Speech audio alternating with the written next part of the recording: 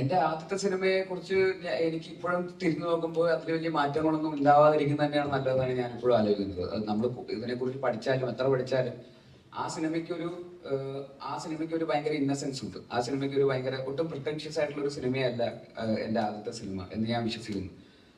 അപ്പൊ അത് സംഭവിച്ചത് നമുക്കൊന്നും അറിയാതെ ചെയ്തുകൊണ്ടാണ്. നമ്മുടെ ഉള്ളിലുള്ള ഒരു കഥയുണ്ടല്ലോ, നമ്മുടെ ഉള്ളിലുള്ള അന്നത്തെ പ്രായത്തിന്റെ ഇമ്മച്യൂരിറ്റിയും അന്നേരത്തെ നമ്മുടെ ആലോചനകളും നമ്മൾ കണ്ടിട്ടുള്ള ആ ക്യാരക്ടേഴ്സും ആളുകളും ഒക്കെ വെച്ചിട്ട് നമ്മുടെ മനസ്സിൽ നിന്ന് വളരെ ഓർഗാനിക്കലി സംഭവിച്ച ഒരു സിനിമയാണ്.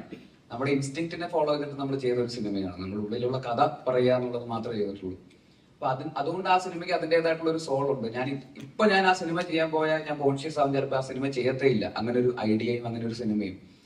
കാരണം ഇപ്പൊ നമുക്ക് എന്തോ കുറച്ചുകൂടെ അറിയാമെന്നുള്ള ഒരു ധാരണയും അഹങ്കാരമൊക്കെ ഉള്ളതുകൊണ്ട് അത് ചിലപ്പോ ബാക്ക് ഫയർ ചെയ്യും. ആ സിനിമേനെ ചിലപ്പോൾ നമ്മളൊരു നേരത്തെ പറഞ്ഞ പോലെ ഒരു റൂൾ ബുക്കിലേക്ക്, ഒരു റൂൾ ടെംപ്ലേറ്റിന്റെ അകത്തേക്ക്, കുഞ്ഞിരാമായണം എടുത്ത് നോക്കി അങ്ങനെ ഒരു ടെംപ്ലേറ്റിലുള്ള ഒരു സിനിമയൊന്നും അല്ല അത് ഒരിക്കലും ഒരു സ്ക്രീൻ റൈറ്റിംഗ് ടെംപ്ലേറ്റ്സ് ഒന്നും ഭയങ്കരമായിട്ട് ഫോളോ ചെയ്യുന്ന ഒരു സിനിമയല്ല.